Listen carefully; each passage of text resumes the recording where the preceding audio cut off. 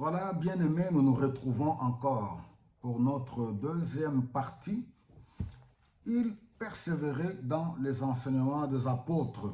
Il est tellement important pour voir que l'Église doit avoir pour fondement les enseignements des apôtres, des prophètes qui ont pour la pierre angulaire Jésus-Christ. En un seul mot, les enseignements. On a parlé de la doctrine, c'est toutes les vérités.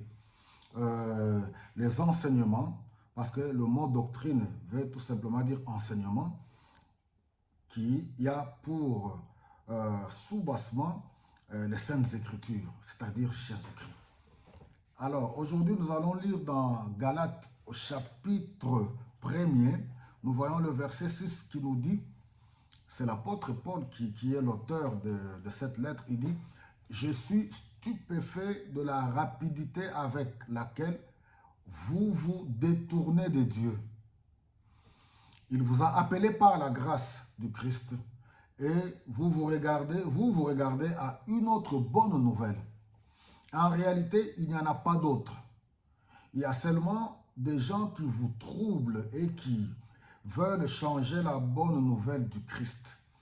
Eh bien, si quelqu'un m'aime, si c'était nous ou un ange venu du ciel, vous annoncez une bonne nouvelle différente de celle que nous vous annonçons, de celle que nous avons annoncée, qu'il soit maudit.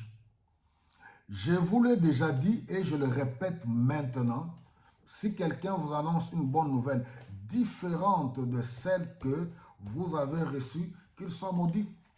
Et cette lettre est d'actualité aujourd'hui pour voir tout ce que nous vivons, comme je l'ai dit.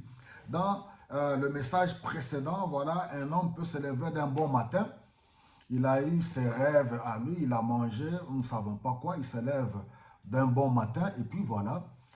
Ou par rapport à l'heure, parce qu'il ne faut pas oublier dans le christianisme, il y a beaucoup de courants. C'est pour cela, comme je l'ai dit, il faut que un envoyé de Dieu, un appelé de Dieu, celui qui est appelé à annoncer la bonne nouvelle, doit être une personne née de nouveau, remplie du Saint-Esprit, formée et équilibrée. Très important. Formée et équilibrée. En d'autres termes, équipée selon la sainte doctrine, selon les saintes écritures, selon la sainte doctrine. Alors, Paul dit ici, même si c'est un ange, ou même nous vous annonçons autre chose, que nous puissions être déclarés maudits. Donc, il est tellement important, nous vivons à une époque de contrefaçons. Je pense qu'il y a quelques années ou quelques mois où j'ai dit, tous en commençant par Abraham dans l'Ancien Testament, jusqu'à ce jour, nous ne sommes que des serviteurs de Dieu, des instruments et des envoyés de Dieu. Nous n'avons pas à venir prendre le nom d'un prophète, d'un individu utilisé par Dieu et en faire une doctrine. Et vouloir maintenant mettre le nom de ce prophète ou de cet envoyé de Dieu. Nous ne savons de quelle époque ou de quel siècle que Dieu a utilisé et faire de cela maintenant comme voilà notre doctrine. La doctrine, c'est Jésus-Christ. Jésus-Christ est le seul qui est allé à la croix, le seul que Dieu a envoyé pour l'humanité, mort pour nos péchés, ressuscité le troisième jour. Le reste, on n'est que des instruments. Personne ne pourra s'égaler à Jésus-Christ. Il a plu à Dieu de se révéler au monde, comme nous dit Hébreux au chapitre 1er, après avoir parlé de plusieurs manières et à maintes reprises.